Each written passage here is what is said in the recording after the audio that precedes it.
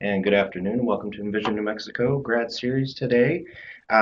We just want to let you know that we are recording this session, so please don't include any confidential patient health information during the discussion. On screen is how to connect to audio using your phone. If you do connect using your phone, please disable your speakers and microphone on your computer or we'll hear feedback. Mute and unmute using *6. Please don't place us on hold or we will hear that hold music. And here's how to get on camera. We'd love to see you. So click on the little camera icon and then once you're done previewing, start my webcam to broadcast. Our disclosure and accreditation statements are on screen now. We do offer case consultation reimbursement, or we don't offer the reimbursement, but Molina and Blue Cross Blue Shield Centennial Care do. So if you're interested in that, we don't do that for the grad series, but for our other clinics. So contact Michelle Widener or myself for more information on that. And at this point, we'd like to hear who you are and where you're from. I know two of you have chatted in already, but if you're able to unmute and say hi, that'd be great.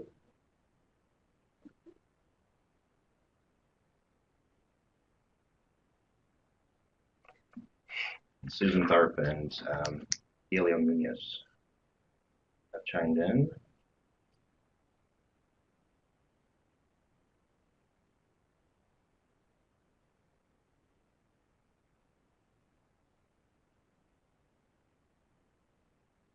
Okay, there'll be another opportunity for a roll call at the end as well, or feel free to chat that in during the discussion. And I'm going to hand it over to McCain Sharp. Good morning, good afternoon now, everybody. So we are honored to have Grace Bulak here with us. She will be presenting on adoption rights for young parents and expected teens. So again, this I think relates to both the grads community and also our adolescent health initiative series, and so we're really excited to have this topic. It's something that's come up a couple times, and we felt like in order to really give it as much attention as it needed, we wanted an expert in Grace and also wanted to spend a whole session addressing the issues that come up around this topic. So I'm going to turn it over to Grace for her presentation. All right. Hi, everyone. Thank you for being here. Like McCain said, I am going to talk about adoption rights and really the legal framework around parental rights for young parents, so parents who might be under the age of 18, and kind of what that process might look like for a young person who is interested in adoption as one of their options. And so the first thing I'd like to just put out there and for all of us to remember as we're having this discussion is really to frame things with the premise that young people are often wonderful caregivers for their children, and they are able to make good decisions about their children and about what is going to be best for their lives and what might be best for them, what if they are expecting, if they are pregnant. And so really approaching this from a perspective of supporting young people and helping them get information to make decisions and supporting those decisions. Because as I'm sure all of you know, young parents face incredible stigma. It's very difficult. I feel like often when I'm working with young parents, no matter what choice they make around their pregnancy and around parenting, they often are stigmatized for that. And so it seems like they get in this kind of no-win situation where if they want to parent their child, they're told, oh, you're too young, you were stupid, why did you think you could do this? If they want to have their child adopted, then they're told, well, why would you give up your child? If they decide they don't think they want to be parents and they terminate a pregnancy, they face a lot of stigma for that also. And so I think just keeping all of that in mind as we're looking at this topic and making sure that we have good information and that we are supporting decisions that young parents make is really important. And again, young parents often lack access to healthcare, to education, housing, really basic things that often we take for granted. And this impacts not only their ability to care for their children, but this puts them in situations where they're facing incredible stress.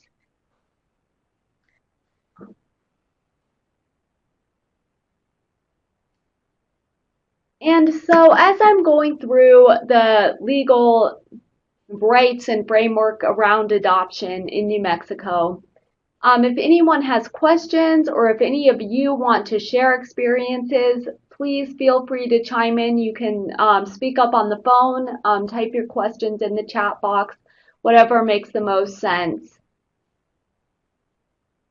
And so before I get started, is there anything in particular that people have questions about today?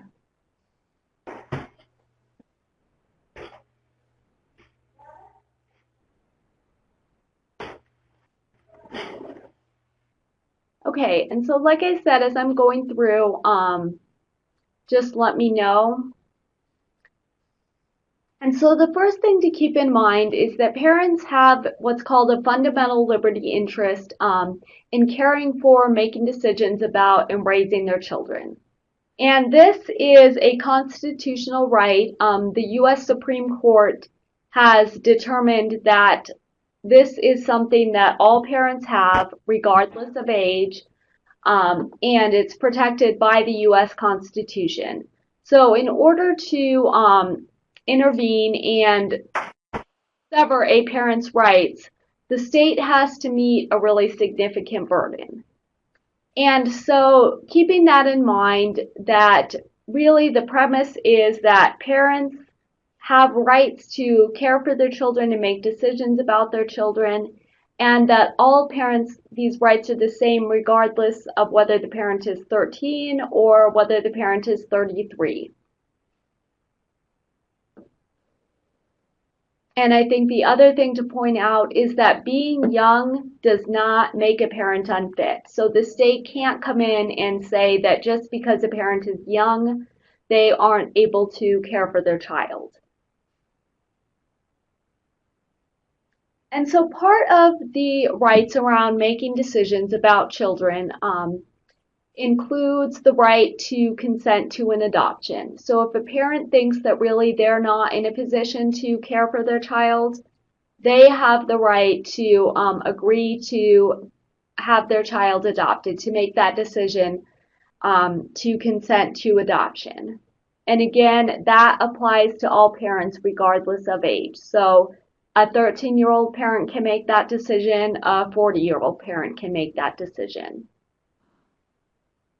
And in New Mexico, adoptions and the process of having a child be adopted and what things need to happen in order for an adoption to take place, that process is governed by the New Mexico Adoption Act, and there's the site for it. It's 32A5-1. And so the first thing we're going to talk about is these two kind of means by which parents can give up their parental rights and allow their child to be adopted. And so there's two different ways this can happen. And so the first is with what's called a consent, and the second is a relinquishment. And I'll go into the difference. Basically, both of these, though, so sometimes we say a person consents to an adoption or they are relinquishing their parental rights, and often these two terms get used interchangeably, and kind of practically the end result is the same, because once a parent signs a consent or signs a relinquishment, they have given up those rights to be able to make decisions about their child. And so once that happens, it's as though they were never the parent of that child. So it's really final. And we need to make sure that parents understand that. And so a consent is when used when the parent has identified another person who they want to parent their child.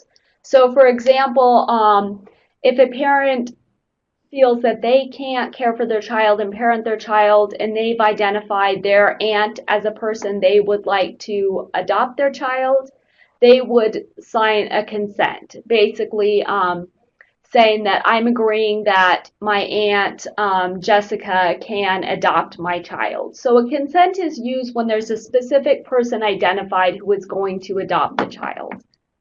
A relinquishment is a document that gets used when there isn't any identified adoptive parent. So it would be a situation where a parent thinks, I really don't feel like I'm able to parent this child. I want to give up my rights, but I don't really know who would be a good adoptive parent. I don't have anyone who I've identified. And so in this case, the parental rights would go to either to CYFD or to an adoption agency, and those, either CYFD or the adoption agency, would be responsible for caring for that child until there is an identified adoptive parent. And I'll talk a little bit later on about adoption agencies and their role in this process, and kind of steps a young person should take if they are thinking about relinquishing their rights to an adoption agency, to make sure that they have good information, and also that they are using an agency that's going to do a good job in identifying adoptive parents and making sure that their own rights are protected.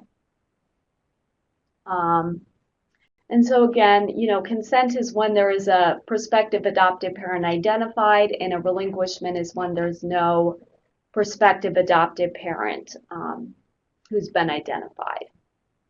And so a consent and a relinquishment are both, like I said, final. So once those are signed, once a parent has signed, and it has to be done in front of a judge, and I'll talk about the process also. But once those documents are signed, they're done. It's done. And so making sure that young people understand that this isn't something temporary, this isn't something that I'm going to agree to this until I turn 18 or until I get on my feet. If those are things that a young parent is saying or thinking about, then adoption is not what they want to do. And so there's a 48-hour waiting period. So a biological parent has to wait 48 hours after the child's birth before they can sign a consent or relinquishment. And so a lot of times we'll get questions about, is there a waiting period, or can a person decide before? And a person can certainly, think about adoption and pursue adoption as an option, talk to if they have someone they think might be a good adoptive parent, they can certainly talk to that person. They can look at adoption agencies, but they can't actually give up their parental rights until 48 hours after the child is born. And once that, like I said, once the consent and relinquishment are signed, they can't be withdrawn unless they were obtained by fraud. So unless there was a situation where, someone lied to the young parent and said, oh, you're not really giving up your rights, or this isn't really, a final thing, or they didn't understand what they were signing. That's really the only time that consent can be withdrawn, and that would have to happen before the adoption is finalized by a court, so before there's a final hearing on the adoption. Once the court has finalized the adoption, that consent or relinquishment can't be withdrawn even if it was obtained fraudulently. And there's some exception if the Indian Child Welfare Act applies, and I'll talk about that in the next slide. But really, by and large, it's not possible to undo an adoption after that court has made a final decision. So again, I think emphasizing to young people that this really is a final decision, making sure that they understand that. Because a lot of time, I mean, I think it's hard for any parent, and it's particularly hard for young people to really understand the ramifications. And so, like I said, that consent or relinquishment must be done in front of a judge.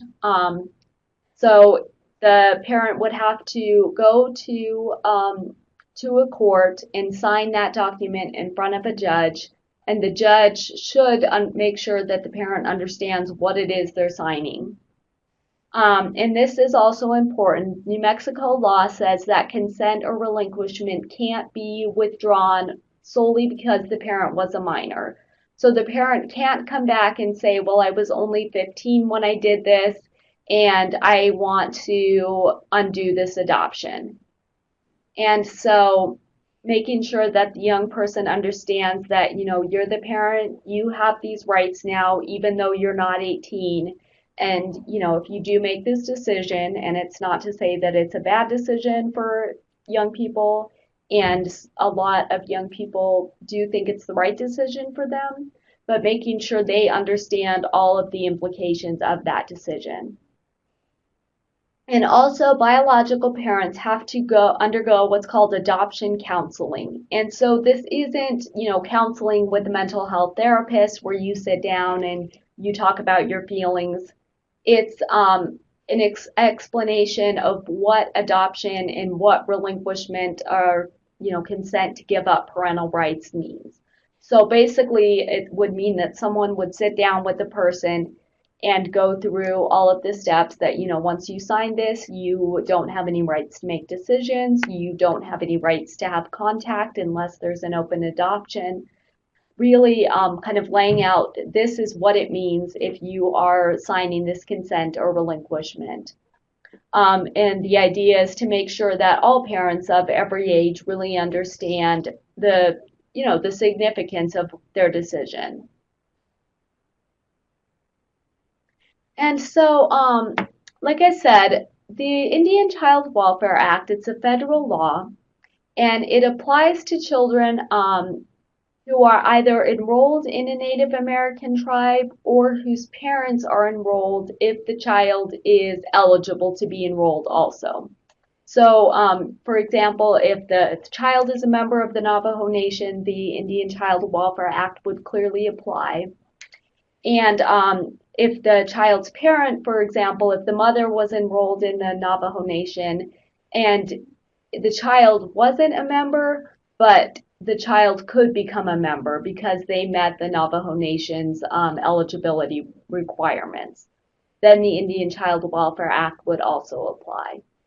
And the purpose of the Indian Child Welfare Act was to prevent states from removing Native children from their families on the basis of what was often really very flimsy reasons. So things like poverty, things like Native families having different cultures, things that really were not appropriate reasons for the state to be removing children from families. And so the idea behind the Indian Child Welfare Act is to ensure that, first of all, that Native families are able to stay together, and to ensure that the tribes have some ability to give input if there is going to be an adoption or a Native child is being removed from the parents. And so what this means in the adoption context is that, first of all, if the child is what's called an Indian child, so if they meet that definition, either enrolled in a Native American tribe or eligible for enrollment and their parents are enrolled, then the child's tribe or the parent's tribe gets notice that there is an adoption proceeding happening. And there's more stringent requirements for consents and relinquishments and for terminating parental rights. And there is some ability for a parent to come back after the adoption has been finalized and challenge that adoption. If it looks like the requirements of the Indian Child Welfare Act weren't followed. And so what needs to happen if there is a termination of parental rights is that the state has to show that the state has to meet an even higher burden, or the person petitioning for the adoption, than if the child was not an Indian child. And they have to show that continued custody of the child with their Native American parent or custodian or guardian would result in serious harm to the child. And so just keeping that in mind when you're working with young people, and making sure that if they are enrolled in a tribe or their children are eligible to be enrolled, then there is a separate set of requirements that might apply. And so Caitlin had a question, which is the state or the tribe then has jurisdiction over the issue. And so it depends on where the child is living. And so if the child is and their family are living on a reservation or on tribal land, then the tribe has jurisdiction. And so this doesn't come up so much in adoption cases. It comes up a lot in abuse and neglect cases where the state has stepped in to remove a child. So the state can't go onto a reservation and remove a child from a family on the reservation. Only the tribe could do that.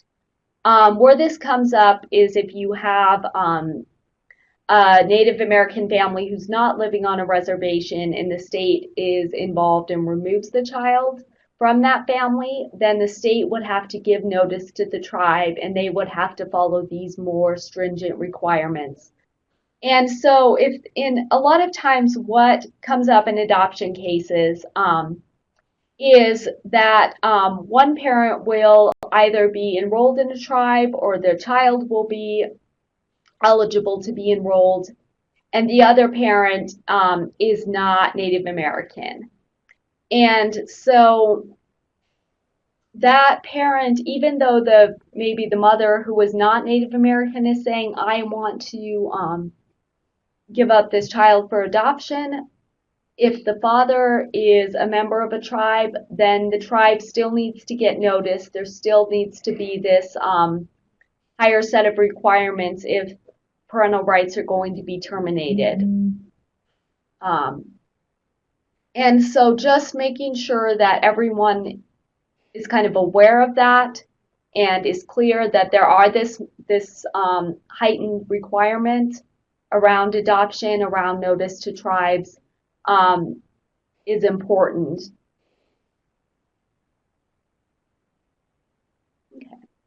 And so now I'm going to talk about who has to consent or relinquish rights if there's going to be an adoption. And so where this gets complicated is with regard to fathers.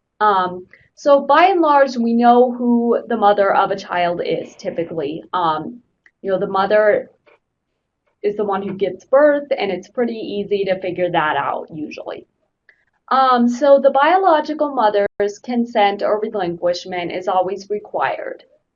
And so there is always a biological father, obviously, but that doesn't mean just because a person is a biological father, it doesn't necessarily mean that they are what's called a legal father. So young fathers and all fathers of any age have to take certain steps to make sure that their rights are going to be acknowledged and protected. And so when we're working with young fathers, it's really important that we keep this in mind. And if there is a young father who has some concern that they may be a parent or that their child may be going to be adopted, we need to make sure that they understand that just because they are the biological father doesn't necessarily give them legal rights. And so there's two definitions of a father under the Adoption Act. The first is a presumed father, and the second is an acknowledged father. And I'll go into what makes a presumed father and what makes an acknowledged father. But these two categories of parents also get notice. And so a presumed father is the husband of the biological mother at the time the adoptee was either born, or if they were married to the mother within, and the adoptee was born within 300 days after the marriage was terminated. And so first of all, the term adoptee in the Adoption Act, just to clarify, it means the person who is being adopted. So that's the child who's being adopted. So that term comes up a lot in the definition. So a presumed father is someone who was married to the mother at the time the child was born, or someone who was married to the mother before the child was born if they were born within a time period of 300 days after the marriage ended. So if there was a divorce, when the mother was 7 months pregnant, that person, I guess I should say, would still get notice of any adoption. And so there are cases where a presumed father is not the biological father of a child. So in that case, the presumed father, the husband, would still have to get notice and would still have to relinquish rights, even if he was not the biological father. And this doesn't come up a lot for me in the cases where I'm working with young people, because typically these are young parents who aren't married, but just knowing that that if there's a husband, then that person is going to have to get notice. And so I have actually had some cases where I've had young parents who were married, and then it turns out that there was a father who was a biological father who was not the husband. So it can get complicated, in just making sure that everyone knows that these are kind of the definitions that are used in the Adoption Act. And so the next type of father, I guess, who gets a notice and who would have to either relinquish his rights or consent to an adoption is what's called an acknowledged father. And so there's a lot of different definitions of acknowledged father. And so the first two, and really I think the two critical ones for people to think about, and the ones to talk to young fathers about, are a person is an acknowledged father if they have put their name on what's called the Putative Father Registry. And this is a database that's run by the New Mexico Department of Health, and it's not well known that it's out there, and very few people use it. But the idea is that if a person has had a sexual relationship with a woman and they think there might be a pregnancy, they can put their name on in this database and say, I was in a relationship with so-and-so, whatever the woman's name was, and if there is a child, I want to get notice if there's an adoption. And so this is really to protect fathers who might have a relationship that ends before they know whether or not there's a pregnancy. And so if they are really concerned in wanting to be involved if there is a pregnancy, if there is a child, if the mother carries that pregnancy to term, then they can put their name in the Putative Father Registry. And so I think making sure that young people know that this is out there. Very often, young people, I think very few people know it exists, and very few young people kind of understand what it means to put their name on the Putative Father Registry. So it's important that we talk to young people about this as an option. The second really important way that a person becomes an acknowledged father is if their name is on the child's birth certificate as the father. And so in order for this to happen in New Mexico, both parents have to sign and notarize what's called an acknowledgement of paternity. And so often there'll be situations where the father wants to sign an acknowledgement of paternity and put his name on the birth certificate, and the mother is saying, well, actually, I'm not sure I want your name on the birth certificate, so I'm not going to sign it. And so in that case, the father would have to go to court and file what's called a parentage petition, asking the court to name him as the legal father. And so another way a person can become an acknowledged father is if they have to, if they're obligated to support the child either under a court order or because of something that they put in writing. So it doesn't necessarily have to be a court order, it just needs to be something written. And so then it can get complicated. Because there's two other definitions, one when the child is under 6 months and one when the child is over 6 months.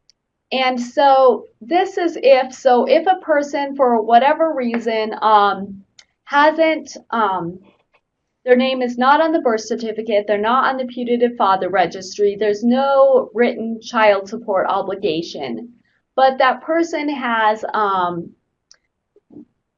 actually said, I really think this is my child, and the person has started in action to establish paternity, so gone to court and filed a parentage petition, is living with the child or has lived with the mother of the child before the birth of the child for 90 days. And then there's some other situations. So if the person has provided financial support to the mother during the pregnancy, has paid child support, even if there's nothing written. So even if there's no court order saying you have to pay child support, if the father has said, I'm going to give you $50 a week or whatever, if the person has done that, they could be an acknowledged father, or the court can look at any other factor that they think is necessary.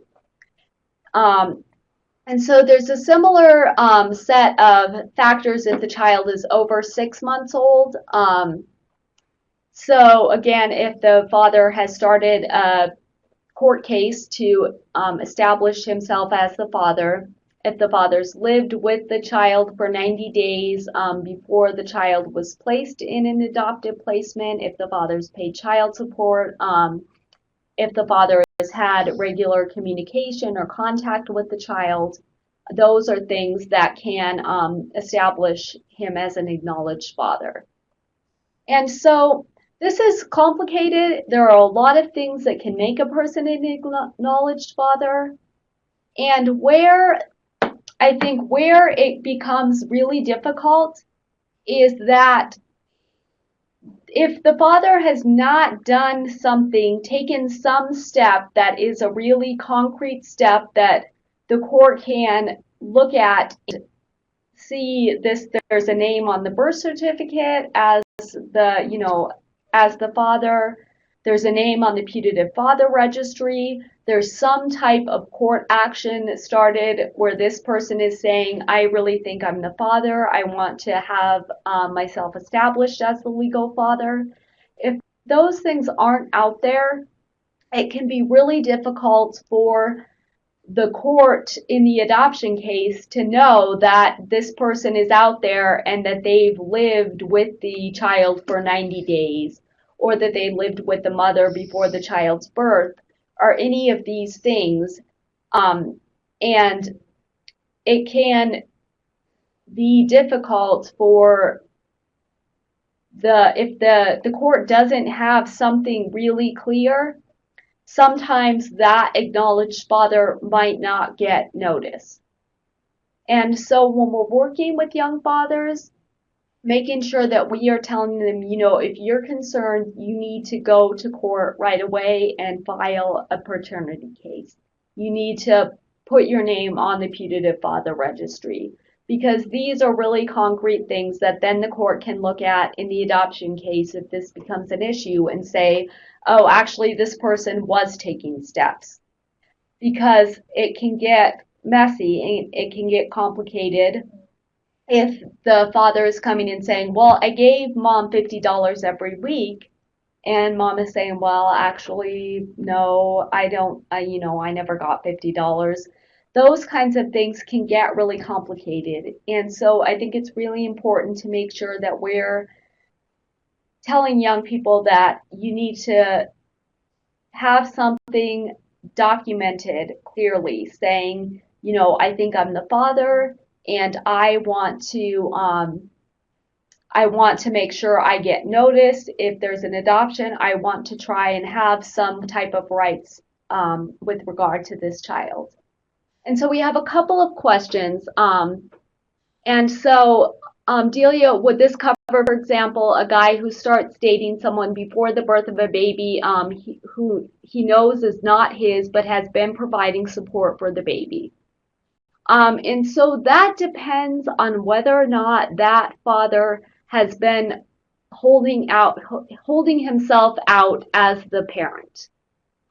And so sometimes providing support can be enough,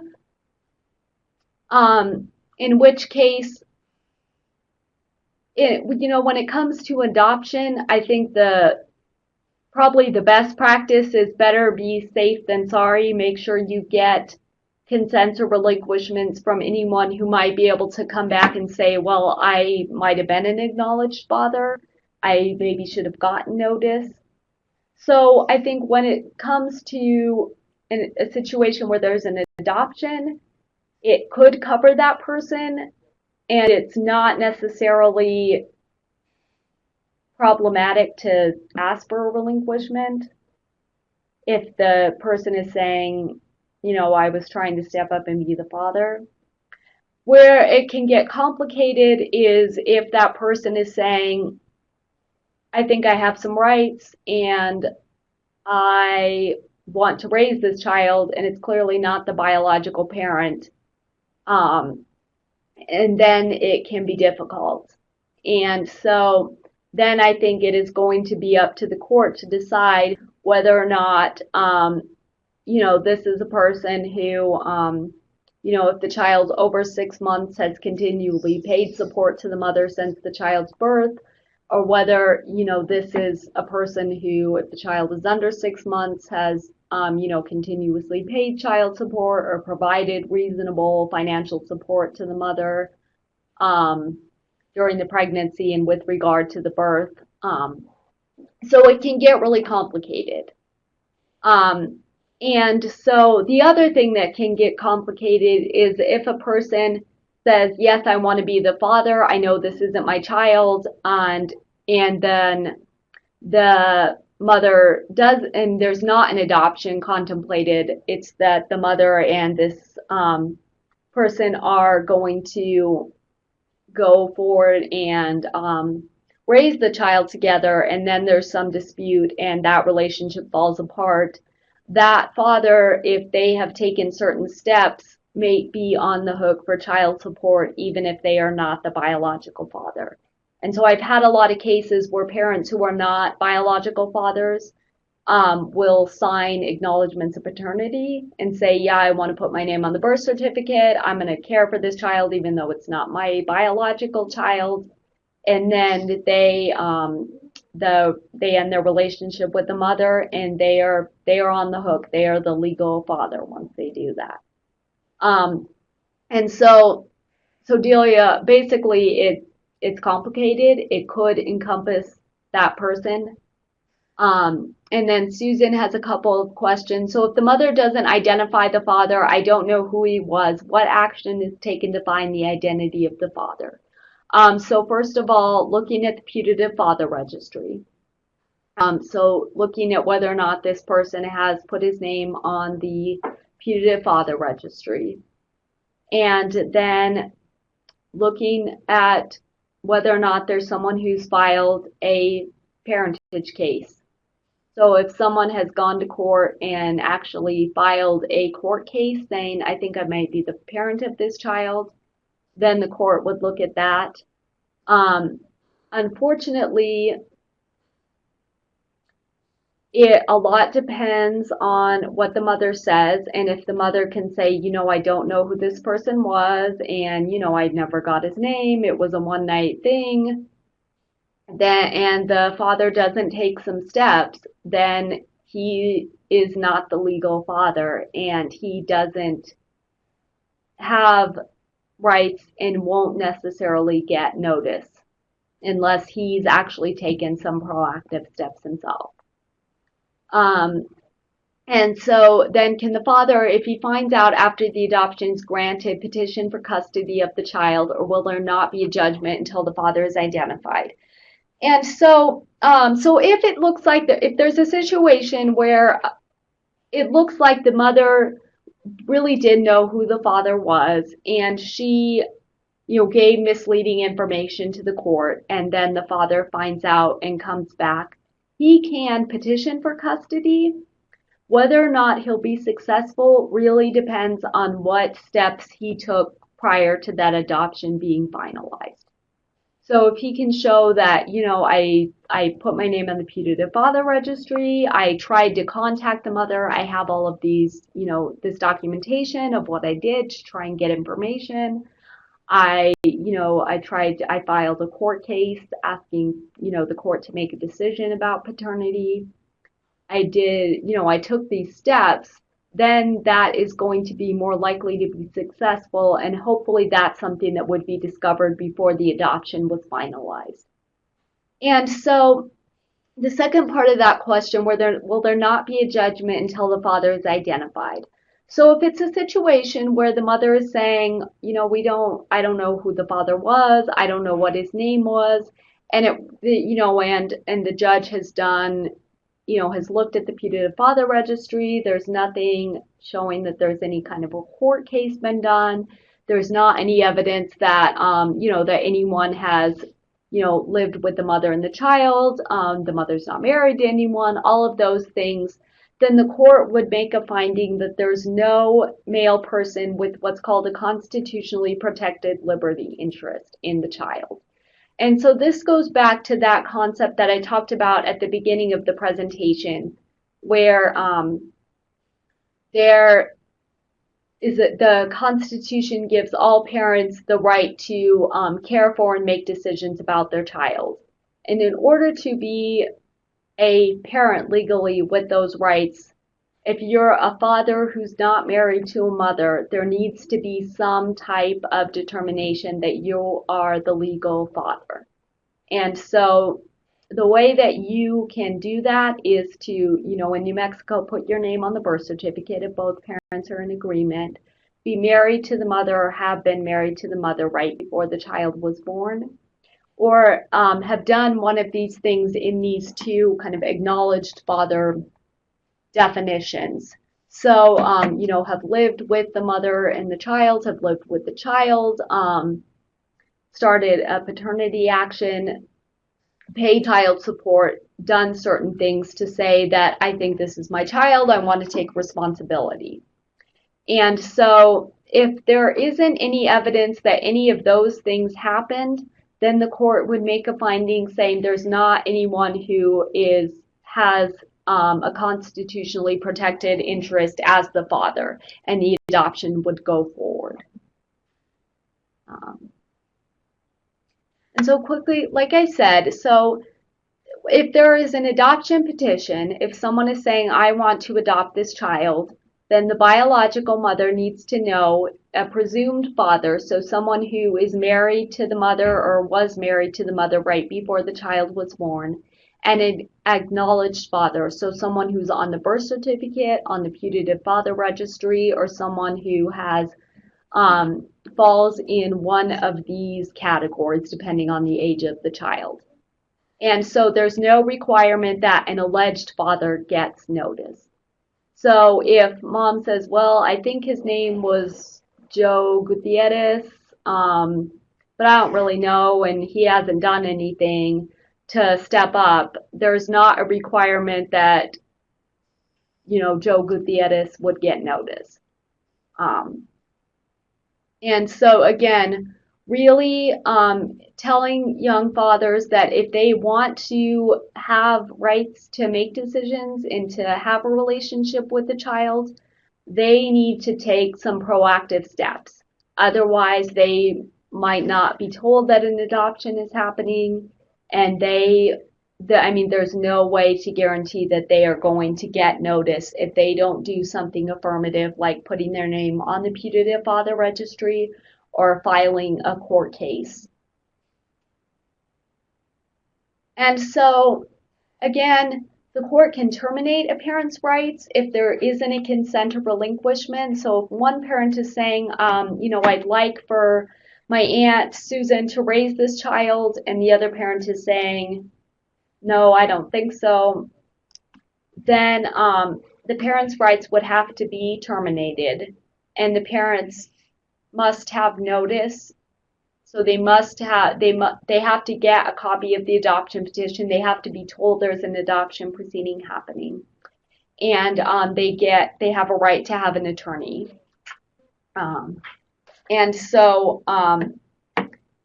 there has to be heightened, so what's called clear and convincing evidence, basically that the parents have abandoned the child, and there's a definition of what that means and how that kind of plays out depending on the age of the child, or that the parent, there's clear and convincing evidence that the parent is not able or willing to raise the child. So there has to be some kind of a determination that the parent is not fit. So if the parent is, is pretty much okay, then the court cannot terminate their rights. Okay. And so just quickly, to make sure that if a young person says, I want my mom to adopt my child, or I want, my neighbor or whoever, that adoptive parent has to go through a home study process. So they have to be approved as an adoptive parent. And so this can happen through CYFD. It can also happen through private adoption agencies. And so making sure that the young person knows that if they want someone to adopt their child, that adoptive parent is going to have to take some steps to make that happen. And if a young person says, I think I would like my child to be adopted, but I don't really know, who would be a good adoptive parent. I don't really know anyone, but I know there are people out there who want to adopt, and I can't do this right now, then that young person can contact an adoption agency, but they really should talk to an attorney first who does adoption work, to make sure that they're contacting an agency that is going to, that has, high standards, that they make sure that they are getting good information about what adoption means so that they can make a good decision. And really encouraging that a young person talk to an attorney to understand what their rights are. And so Delia asked, if CYFD is involved, can they overrule if the person has someone in mind for adoption? And so it depends on how CYFD is involved. And so if CYFD has custody of the child because there's been an abuse and neglect case, and the court has determined that the parents abused or neglected the child, and the parent doesn't work with CYFD to resolve the things that cause the abuse or neglect, then the court can terminate the parent's rights and give CYFD custody. And at that point, CYFD is the one who gets to make the decision about adoption. And even before termination of parental rights, if there's been abuse or neglect and the child's in CYFD custody, then CYFD gets to decide where the child lives, who the child's foster parents will be. So in that case, CYFD can overrule. If CYFD is just doing an investigation and they don't actually have custody of the child, they can't, the parent can say, well, I want my mom to adopt the child. I think my mom is appropriate. And CYFD can't then say, well, no, we disagree, so this person can't ever adopt this child. The prospective adoptive parent would still have to be able to pass a home study.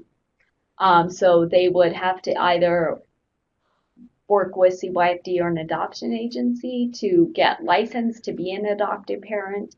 But CYFD couldn't go into court in an adoption case and say, no, we don't like this, if they hadn't been given custody of the child already by the court.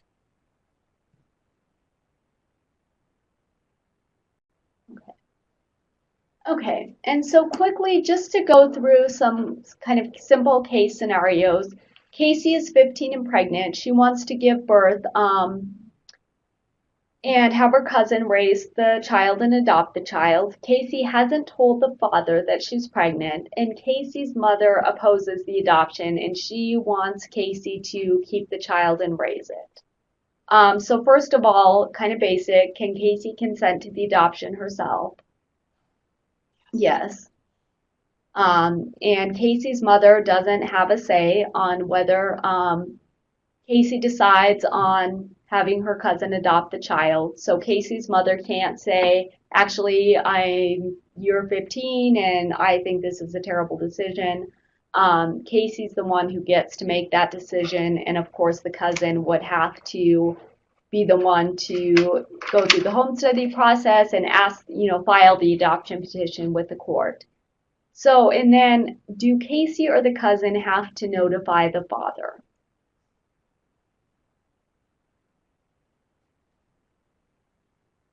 And so this is complicated because, of course, it depends on what the father has been doing all of this time. So if the father is on the putative father registry, then yes. If the father's been, living with Casey, giving her support, financial support during the pregnancy, which it sounds like he's not because she hasn't told him that she's pregnant. Presumably he's not living with her. He would know that. So it depends really on what steps the father has taken at this point, and we just don't know that based on the scenario. And so next scenario, Martin's 16, living with his girlfriend who's 15 and pregnant. They talk about maybe adoption would be the right thing for them to do, but they don't really know anyone who would be a good adoptive parent. And so Martin calls an adoption agency and signs a document that he's told is a relinquishment, and that gives his rights to the adoption agency. So this happens before the child's born. Then a month before the child is born, Martin breaks up with his girlfriend. And so his girlfriend decides 3 days after the baby is born that she is going to sign a relinquishment as well. And so, first question, can Martin withdraw his relinquishment? Was that a valid relinquishment at all that he signed before the baby was born? No, because that's to be 48 hours after. Right, so no. So no relinquishment or consent is valid unless it's done 48 hours after the child is born. So whatever Martin signed was not a good relinquishment. It didn't mean anything, and he can withdraw it or not. So Martin's girlfriend, 3 days after the baby is born, she signs a relinquishment. Was that a valid relinquishment? And the answer is yes. And so if Martin's girlfriend decides that, so she signed the relinquishment, it sounds like she wants to go forward with an adoption, does Martin have a right to get notice? And the answer is yes. He's lived with the mother for 4 months before the mother found out she was pregnant, lived with the mother up till a month before the baby was born. So he would fit into that acknowledged father category in the definition back here. And so he should get notice.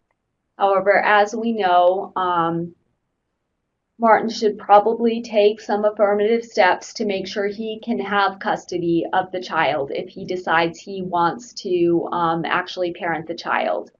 And so what that probably means at this point, he can put his name on the putative father registry, but the child's already been born. He already knows there's a child. It's not like there's a situation where he had a relationship and then he's unsure about whether or not there was a child conceived. He can go ahead and he probably at this point should file some type of paternity case and say, I want to be named as the legal father and I want to be the one to have custody, since it sounds like the mother has decided she doesn't want to have custody at this point. Okay. And so here is my contact information. Again, thank you all for being here today, and thank you for your questions, all your input. Are there any last minute questions before we wrap up today?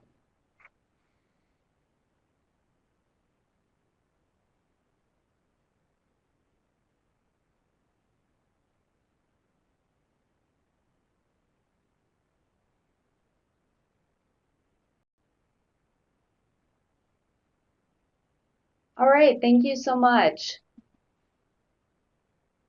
Thank you.